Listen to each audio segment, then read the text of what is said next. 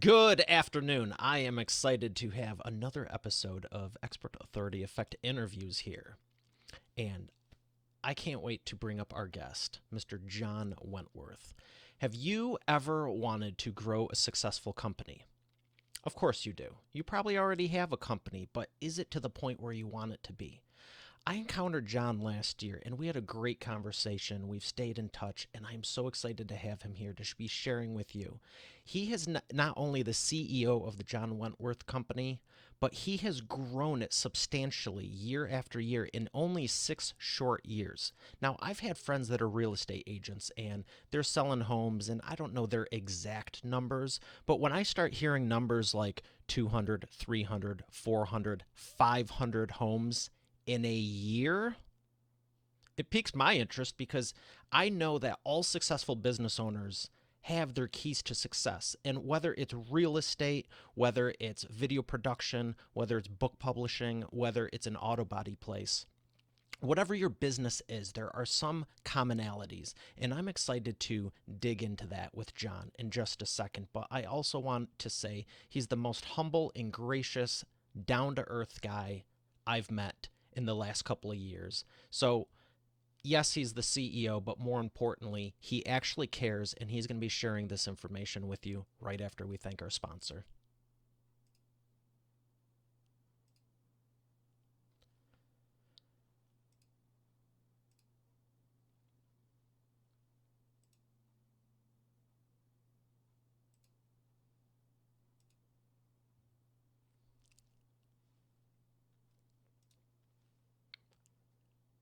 Here he is, ladies and gentlemen, Mr. John Wentworth. John, how are you doing today? I'm doing great, Mario, brother man. Thank you for having me on. Let's rock. I am excited for you to share. It's my pleasure. What inspired you to start your company? I know a little bit of your background, but why take all the risk? Why start everything? I mean, you didn't need to. What inspired you to want to do so? Well, I mean, when I got into real estate, I had one primary, a need, and that was to eat. I had just left another industry where I was training standardbred racehorses. I loved that. I was passionate about it. I did well in it, but I was ended up living in Canada, and I moved back home. And I had no education. I did not want to go work for just kind of a norm job, if you will. And so we started flipping houses, and then moved into real estate. And from that moment forward, my job was to eat. I didn't have any money, and I was 35 years old and trying to figure things out. What's your favorite thing to eat? What kind of foods you into? You know what? I'm kind of goofy. Like, I eat for taste one time a day. So in the morning, I literally eat 4 or 5 eggs every single morning. And my wife says, "How in the hell can you eat that?" And I said, "Well, I'm not eating it for taste. I'm just eating it for fuel. It's just what I do." But growing up, my dad, who raised me, if we were having chicken for dinner, we had chicken for dinner. There were no sides. It was just a chicken. And if you liked it, well, then you had chicken again the next day. Any particular flavor? I mean, do you like to season it or just plain? Oh, well, I mean, look, what is my favorite meal? I mean, I think if I'm going to go have a nice dinner with my wife, it's either salmon or filet and a good wine. I like that. I like that. So you got started because you wanted to eat. So tell me about the first couple of years. You obviously got past that. What was the first couple of years like when you were at that point? How did you get to the point where that wasn't a concern so much anymore? Yeah, I mean, I think, look, when I got into real estate, the market had just tanked. As I mentioned, I went from horses to flipping houses, and then the market went stagnant, and so we couldn't sell the homes that we were trying to flip. And so then I transitioned into, well, then I'll sell real estate. And I felt like, as we were selling those homes, I was seeing what people were doing and that they had some success. And, I felt like kind of in everything that I've done, if you're passionate about something, you're going to have some success in it. And so I started working my tail off. I started learning all that I could and just, every single day going and grinding. But, at that time also, I wasn't where I needed to be personally. Right. And that's kind of what we talked about earlier is, personal development equals and grows professional development. And at that time I was kind of, I don't want to say I was going through the motions, but, my first goal was to eat and, put some money in my pocket and be able to pay the bills. I was renting an $800 house, and I had a roommate to pay half of it. I actually got him for a little more than half, but It's evolved, right? I never set out to have this amazing team of 30, 35 people. That was not the vision. And still to this day, like, what is next for us? I just feel like I'm going to let the Lord lead me in that, and I'm going to show up every day and do the best that I can do for everybody around me.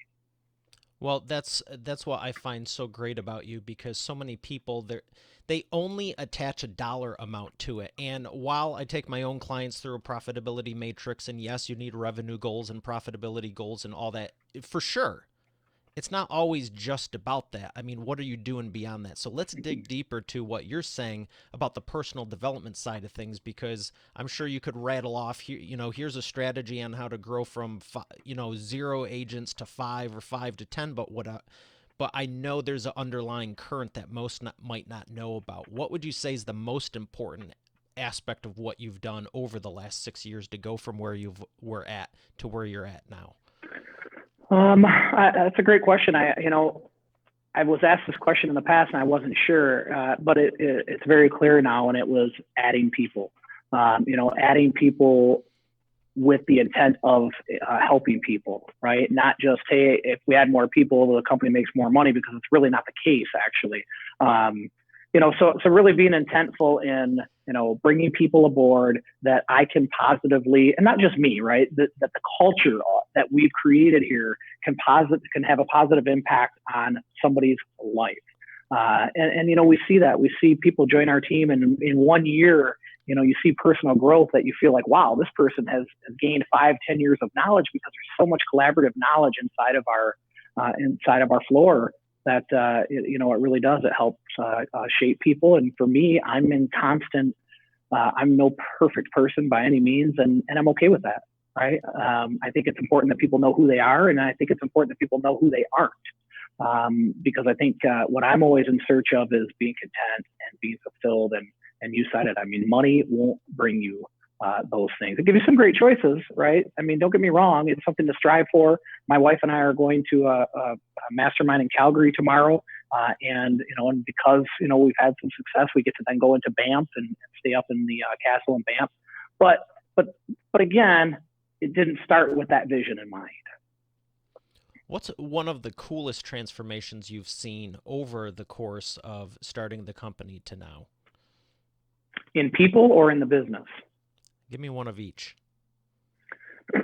So in people, I think the coolest transformation, there is no single transformation. We see people that inside of our accountability groups, inside of the structure, the support from each other, people, whether it's, we had a gentleman that was, left college, waiting tables, and this person's going to make 6 figures this year selling real estate. So is it about the money? No, but that certainly affords him a different lifestyle than it did, making 30 grand. But then the flip side to that is the maturity that I've seen in him in such a short amount of time. We have people on the team. We've got a gal right now inside of our accountability group. She's down 40 pounds in 6 weeks. So there's so many different things that's happening, and I think one of the things that we've all learned is that the whole is bigger than the part, right? Everybody inside of this, this group is very supportive of each other, and that's a very different environment than what well, if you're not in the real estate industry, you don't know, but if you're in the real estate industry, you know that very often it's, hey, thanks for joining. You've got a heartbeat. There's your office. Best of luck. And here it's a lot of support, a lot of lifting people up, a lot of mentoring, and that goes a long way. And I think the coolest thing about the growth of our business, again, there's a plethora of things, but if I had to narrow it down, it would be, the impact that we're having on our community. Something that I never thought of, right? Like, again, I just set out trying to eat. Now we're able to impact the community, and why? Because the whole is so great, and when you've got so many people, moving in the same direction, you can really do powerful stuff. So now we're looking at, our marketing used to be about, all right, post on Facebook, send out postcards, do a newspaper ad, put up a billboard. Like, that used to be the marketing. Now our marketing is like, okay, what can we do this year to impact our community? And so just, again, it evolves and it changes. And, one thing I think that just everybody, if they start making their day about how they can impact and help others instead of what can you get out of it, man, things take care of themselves at that point. I would have to agree. So many people get stressed out over nothing, and it's like, let go, let God, and Yeah, everything's going to yeah. work out. Do what you can control.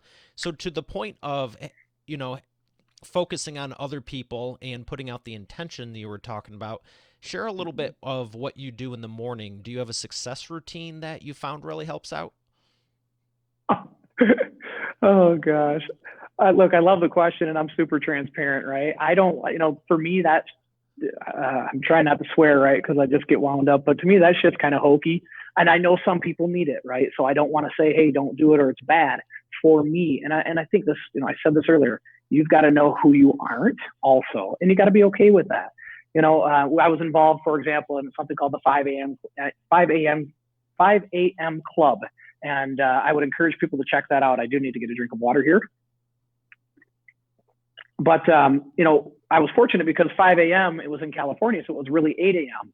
And it just wasn't my thing, right? I'm jumping on every day and I just wasn't jiving with it. And so I checked out and I kind of felt bad for that. I still chime in, I've been fortunate enough, the guy that runs that, Shrivan Srivatsa, who's a mentor of mine and a friend of mine. I've been on the show maybe 4 times. It's a 5-minute thing in the morning. So would that be one of those things that, someone might tune into to kind of get dialed in the morning? Look, I wake up and I go. I wake up at 5:30. I'm at the gym at 5:45 because it's like 1 mile from my house, which is great. And I just do the same thing over and over and over. I don't get too tied to what became of the day. I believe we make our day. I believe that, people talk about the weather. I don't care. People talk about what somebody else is doing. I don't care. I know what I need to do. And the best thing that I can do is just show up. And, people talk about who's your greatest competition. Me. Right. And I think that if people take that stance more of, it's about what I'm going to do today instead of what everybody else is doing, well, one, it's going to propel you forward, but 2, it takes a lot of weight off your shoulders. I think people clutter their mind with so much stuff that is out of their control that, I think that takes away from their happiness. Well, from what I'm hearing, whether you want to call it a morning routine or not, it sounds like you wake up at the same time and working out is part of it. And you also just don't let stuff clutter your mind, like you just said. And I know so many people, they wake up maybe not so much entrepreneurs, but people that aren't. It's like they wake up within 20 to 25 minutes of when they have to leave. And it's like from the second they wake up, they're just on the go, on the go. Then you're in traffic, then you're doing this, and it's no wonder they're anxious by 5, 6 p.m. when they're done.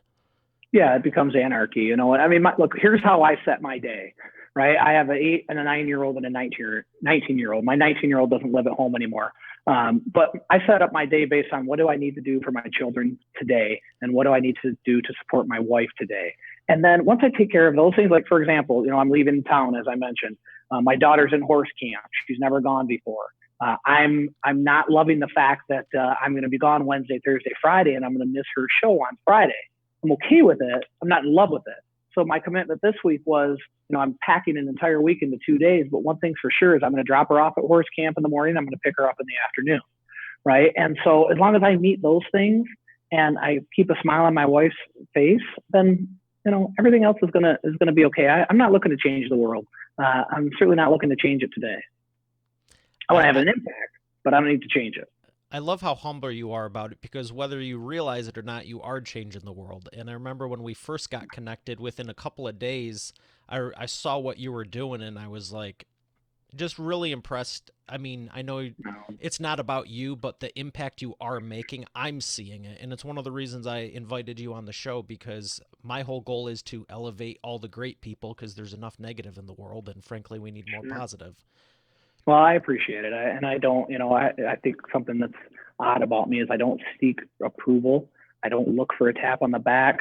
Now, don't get me wrong. If somebody says, I appreciate that, but I don't tie myself to the fact that, I think about how do we find contentment or how can I be fulfilled? And again, money won't do it. People that lead with ego, I don't want to be around. So when we look at people that we're going to bring on our team, we're looking for people that don't lead with ego, that are humble, hungry, and honest, and understand that we're all going to make mistakes. Fine, we're human. Okay, there's nothing wrong with that, but you have to own it. Right. And then you have to do what you can to fix it. And the only way you can do that is to reflect on yourself. And look, I appreciate that. I really do, because, I got to sometimes put myself on a billboard. I can't stand that. I'm probably the only person that's on a billboard and doesn't go drive and look at the darn thing. Now, it's just part of our business.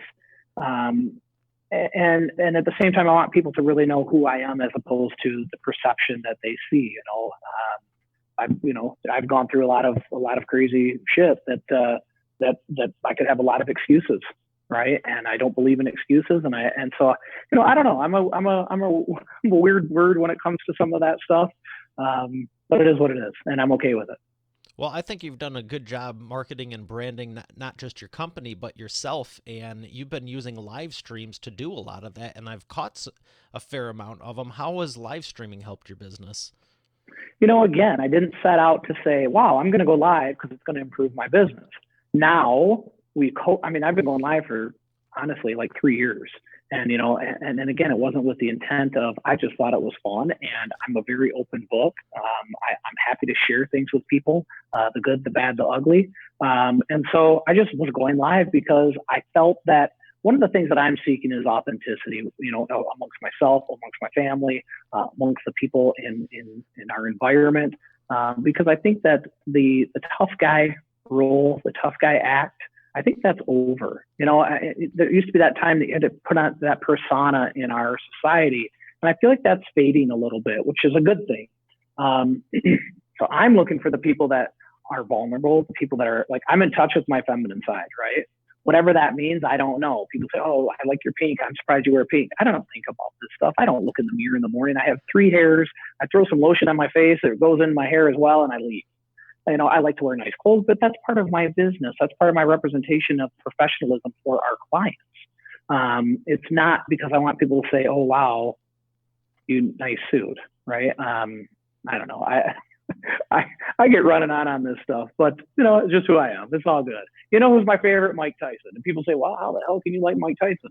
Because I understand what he lived through, because I lived through, a lot of similar things to that in my childhood. And so, I just embrace who I am. I embrace the people in my life. I thank God every day. He delivered my wife, but he didn't deliver her to me until I was vulnerable, until I was ready. And that was the change that I went through, when I met Todd Crandall. So. Well, I appreciate you for sharing that, and I can relate because I've always liked fashion, but I also like function. Just because it looks good doesn't mean you should get it. I personally think it has to have a point also, not just it's pretty. However, right. I can't stand bland either. I mean, obviously, I'm wearing a teal tie, but right, exactly. Well, clothing, to me, it's an expression of, it's fun. Like, I wear suits with a pair of tennis shoes, right? I mean, I wear this pair of shoes all the time. And I don't know, I'm not thinking about what people think. I don't care. It's just, I like it. It's fun. And I'm on my feet all darn day. So it's better to wear tennis shoes than some of the other alternatives. And that's what I think a lot of people need to realize is the business is about you, and what worked for you to create your 0 to success, if you will, might not work for everyone else. But the reason it worked for you is because you tuned into yourself.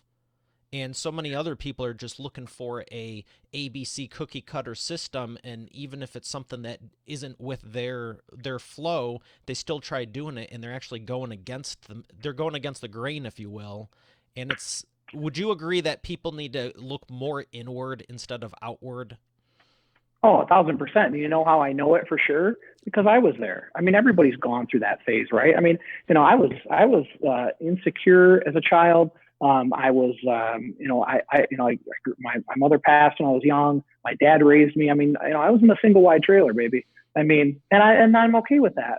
My dad used to buy me, some of our viewers might remember Sears had a clothing line and it had a dragon on it, right? Well, I went to Grand Lake High School, man. All those people had polos. And so I literally would begin to buy clothing. I would take the clothing that my dad would buy, and I would take polo emblems off of other things and put them on my clothes. I would take a jacket, for example. My dad had this old hunting jacket. This is a great story. And I took a polo emblem off of something else and sewed it into this jacket. And I sold that sucker to a guy named Sharam Esfahani. Hi, Sharam. So maybe that's where the clothing thing, comes from. Um, but yeah, outward is so shallow. And here's the other thing. I mean, if you try to be everything to everyone, you end up being no one to anybody. And so instead of looking at, if you want to live like a rapper, my friend John Sheplak, my mentor, always says this: if you want to live like a rapper, go for it. But it doesn't mean you're going to be fulfilled. I agree. I agree 100%. And I can relate to your story also. I've always liked fashion. And when I was doing modeling and photography, I was around it all the time. I've always thought about having my own clothing line, but I never did it in high school. I'll tell you what I did do in high school. You want to talk about profitability? Who do you remember Blockbuster? Oh yeah, So I loved movies, hence video. And I always wanted to make movies. I love acting and all that stuff. But I would always, every Christmas, every birthday, everything, I'd get those Blockbuster gift cards. And the common sense side of me, the function, would go, well, you can rent the movie for 350 or 450, whatever it was, for 24 hours, or if you look over to the little bin when you walk in the store, they always had 5, 6, 7, 8, 9, $10 VHS. That might be dating me a little bit, but they had the no, movie. I remember. You you could buy the movie and keep it. And I was like, who would rent it when you can, who would want to rent it when you can buy it? So not Right. only did I use the gift money to get the cards, to buy it, to keep it, and watch all those with my friends, later on, when I transitioned to DVDs, I sold all those movies for more than I paid for them. So it was like zero on inventory, 100% profit. And then I rolled that over into a PS2 and DVDs. And That's entrepreneur, baby. you I just love need it. an idea. So for anyone listening, and if your kids aren't doing great in school, because a lot of people have reached out to me recently going, my kids are doing this, that, I go, you might have someone that's really smart. They're just bored in school like I was, and I could show grade cards, postcards, whatever, gift card, whatever that thing's called, the report card. There we go, got one Right, right. right. I never saw one either, so I don't. I know what you're saying. So would you say that academics? Where do you think academics plays a role in entrepreneurial spirit, Well, look, ability, companies?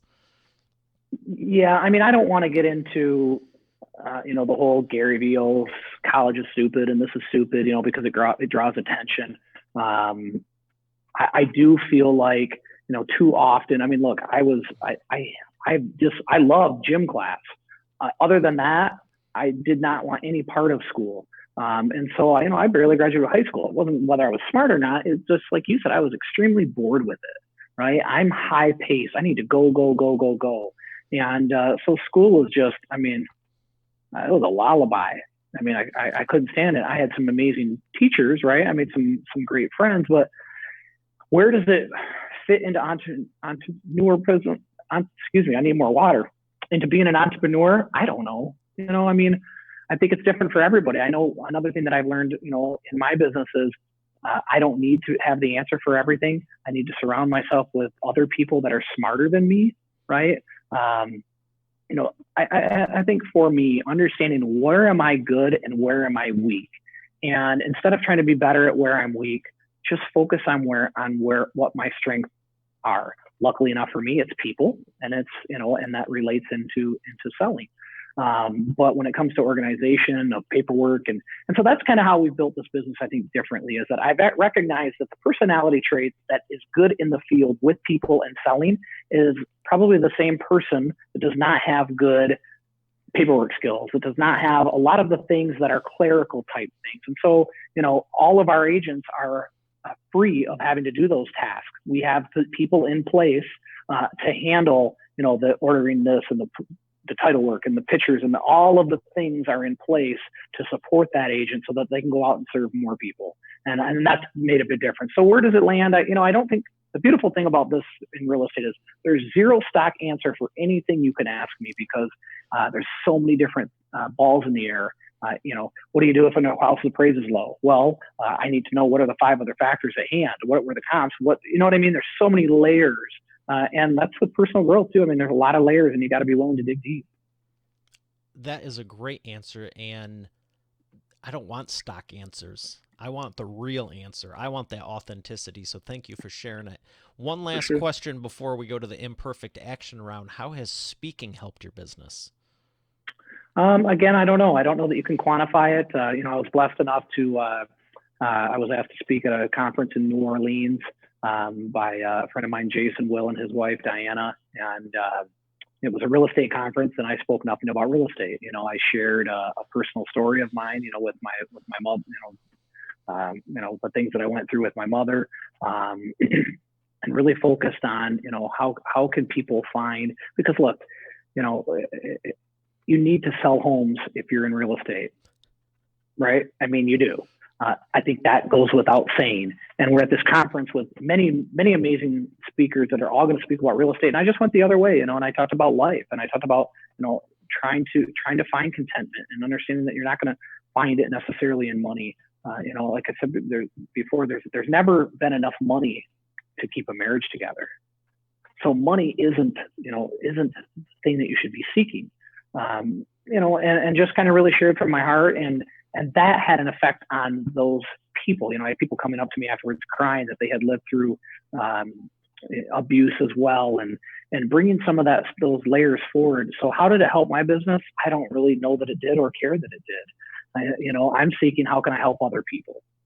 If I help other people, then the good Lord's going to be abundant in what we're doing here in our business. It sounds like you were able to reach more people and impact them in a way you couldn't do with a brochure or just a letter or something. Sure, just to talk about real estate. I mean, there's 15 more speakers that are going to talk about real estate. So, I hate to say big deal, but like that wasn't why I was there. I was there to deliver my the things that I lived through, right? And then share that, look, if I can do it, anyone can do it. And I think that's really the message. I lived through some crazy stuff as a child. My mother committed suicide when I was 5. Very abusive in any way you could think imaginable. And my dad really struggled after her passing. He lived with a lot of anger. A lot of anger on his heart.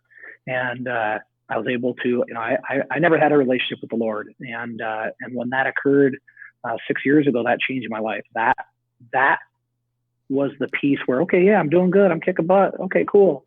And then I leave this men's retreat that I go to, and I'm floored. I'm like, okay, everything has changed now. And, by the grace of God, I was able to lead my dad to him after he got off a ventilator. He was on a ventilator for 2 weeks, almost passed, and I was able to lead him to the Lord, and he's been sober now 3 years. He was over on Father's Day. He was at my daughter's dance recital, doing things that he never did in the past. I'm really happy to hear that. Yeah, thank you. I'm really happy to hear that. Yeah, it's a game changer, man. People try to find it in themselves, and I don't stand up on a Bible and preach, or I'm not a perfect Christian by any means, but I will tell you, I've got a foundation with the Lord that sustains me. I'm glad you're sharing it, and you keep doing what you're doing. You don't need to be quoting scripture or anything to be making an impact. Well, I can't read, so I don't know how I'm going to quote scripture. All right. Well, we're going to go to the imperfect action round, and we're going to come back with the rapid fire 60-second questions. Awesome.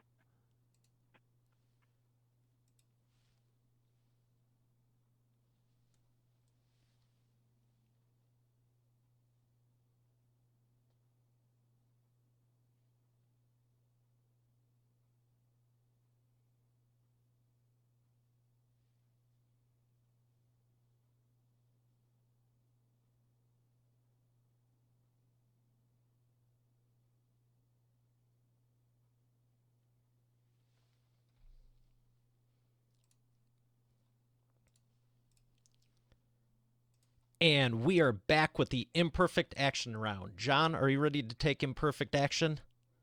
Well, I do that every day, brother, so let's go. This is my favorite part of the show because it's for entrepreneurs, and we do take imperfect action every day. So, 60 seconds. I think that, people get too attached to perfection, man. Just take action. I love that. I agree. Imperfect action. Question one, 60 seconds or less. What's the fastest path to the cash? There isn't one, brother. The lottery. You don't think there's any way other than the lottery in business? The fastest path to cash? Yeah. If someone was You starting know, out right now in our business, in real estate, or just in general? in business. I don't know, start an app. Build an app. I do have a great idea. I need somebody to reach out, an investor. I've got a great idea to save a lot of lives. Ooh, okay. Invent something. Okay. Inventing is a lot of fun. Inventing is a For lot of sure. fun. Innovating. For sure. Love it. Number two, what is the biggest problem you see your prospects making, and what's the fastest way they can fix it? The biggest problem that I see my prospects, meaning the consumer. Yes, the people you're serving. Well, yeah. So I think, boy, that's like we need 6,000 seconds for that. Only because they're not educated enough. And I think the biggest thing I see right now in the marketplace is that because the market is strong, people feel like they can just put whatever price they want on something and it's going to sell. And so we're actually seeing a lot of homes sitting, as great as it is, if it's priced right, and obviously if it's tied to a great marketing program, right, like we have, then you're selling and you're selling for top dollar, you're doing it in a timely manner. And then as great as the market is, you can still overprice. And so I'm seeing overpricing right now. I mean, there's 16 homes for sale right now on Lake Fenton. There's 15 on Lobdell. And of those say 15/16, 10 plus have been in the market for over 100 days. What? Let me ask you this. I'm going to throw this in. How long should someone expect the home to be on the market? Because it sounds to me like 100 days is quite a long time. Well, for sure. And it's a great question. And again, like I said earlier, there's no stock answer because I think that would depend on, what is the price point of that home and where is it located, right? I mean, if it's $2 million in Genesee County, that's going to take a little bit longer. If it's $250,000 anywhere, it better be sold in 15 days or you're overpriced and or undermarketed. And I always say, like, in this market, anybody can sell a house that's worth $200,000 that's listed for $199. But without a strategy, without marketing, is that home going to sell for $195 or $192? Or the way we do it, it's going to sell for $215. So there is a strategy to what we're doing when we're bringing homes to the market. That is very interesting. Shameless plug, I would say. Didn't mean to be, but no, it's an honest to God answer because I have friends that sold their house in 10 days and other ones it was 6-8 months, and it's like, what are you doing? Well, here's the other thing, though. I just watched this. Somebody underpriced a home, which we price them aggressively sometimes, but we protect the seller in that, right? We have, again, this strategy, which I won't go into too much, but, if you're pricing aggressively and you take the first offer that comes along and high five your realtor, well, you've left the money on the table. So we do have a strategy in place to make sure that doesn't happen, which I think is super, super, super important. I like that you said the one that anyone can sell a $200,000 home for $199, but you sell it for $215. Well, that's the goal. We're certainly going to try to do that. And that's the reality. And look, there's a lot of new real estate agents in the marketplace because it's easy, right? And I was new once. So, it's nothing that's, I would support them any way I could here. But I know that in the natural environment of real estate, so often people are brought in, they've got a heartbeat. You drive down the road and you see in front of a real estate office now hiring agents. Like, we don't hire just on anybody, and we don't hire just based on production. We hire based on people. I like that. I like that a lot. So the third one is, what is the best way to maximize customer lifetime value? Ooh, that's a great question. And that's a difficult question, especially in this industry.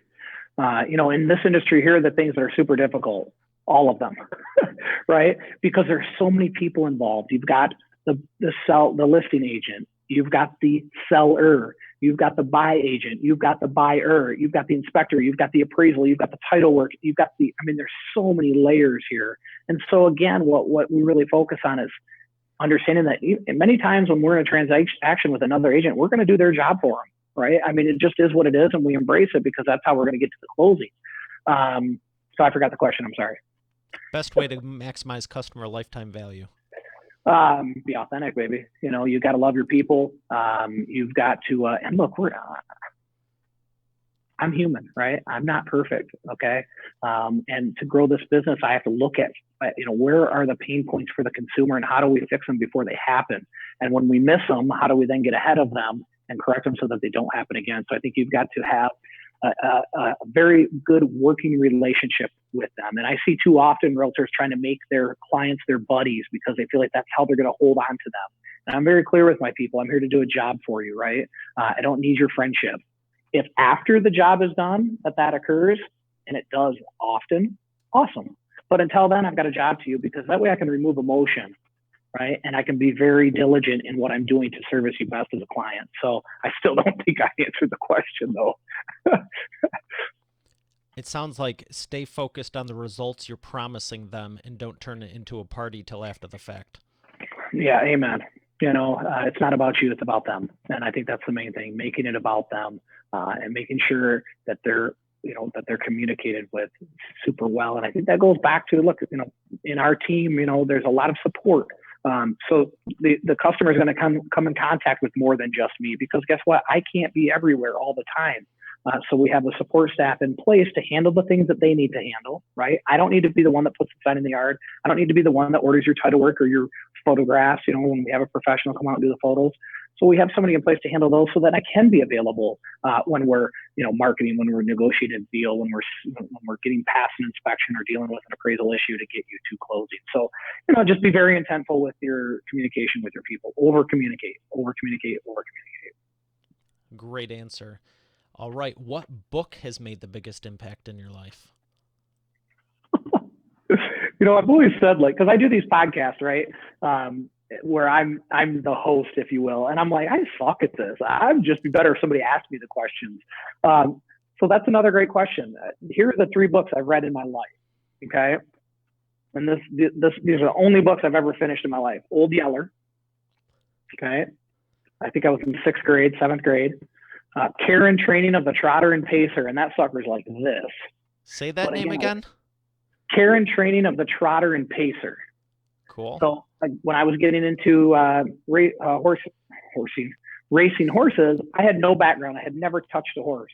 Within 10 years, I was one of the leading drivers and trainers in North America because I was so passionate about it. And I think that's what people miss, man. If you're passionate about something, you'll do anything to get there, right? So I read this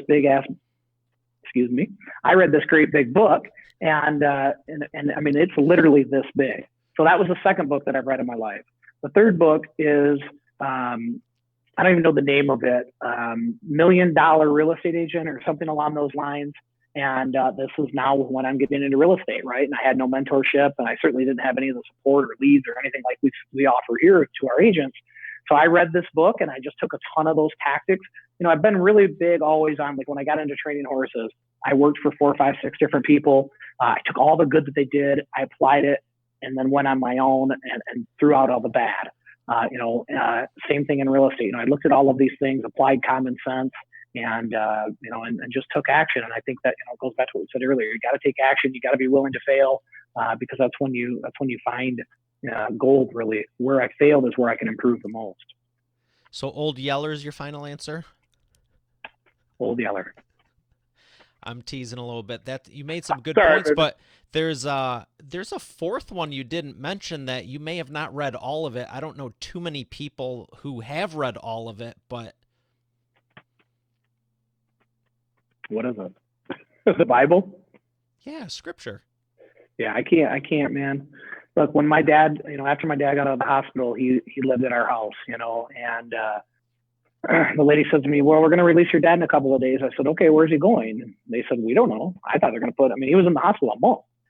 So he ends up moving in our house. And I read Proverbs to him every day. 1, 2, 3, 4, 5, all the way through, and we'd start again. And, when I first started doing that, he was spiteful. He was mad. He was angry. He didn't want to hear it. That was powerful. So I have read the Proverbs. But when I try so often, and my friend Tony Tone, who's here earlier, you saw him, Tony's got a tremendous roots in his faith. His daddy was a preacher, And Tony said to me, instead of, because, you feel like you have to read a lot, right? He's like, if you read 3 sentences and that third sentence is impactful, then just sit on that, close it up and move on. Now, as I said earlier, I'm no perfect Christian. I'll get dialed in and I'll be doing that, and then I'll get pulled away from it. So, but I have not read the Bible. I would pretty much promise you that the Lord knows there's no shot I'm ever going to read that entire book, because the wording is really difficult for me. That's okay, because God doesn't call the equipped, he equips the called. Amen. Amen. And he's equipped me every day in my natural surrounding. And it's just, I can't sell, but I can't spell, but I can sell. That's awesome. That would pays a lot better. That reminds me of one of my favorite authors, Robert Kiyosaki, and I'll never forget, I was reading one of his books, and he was talking about getting interviewed, and someone's like, I've always wanted to write a book, but there's all these spelling mistakes and grammar, and he's like, it says best selling, not best written. Amen. And I do want to write a book someday, which is going to be interesting, because I don't spell well, and my attention span is not great. And I think, I've started a ton of books. But I get a couple chapters in and I just can't read them. Mike Tyson has a book out that, he wrote a long time ago, obviously, and I got real deep into that.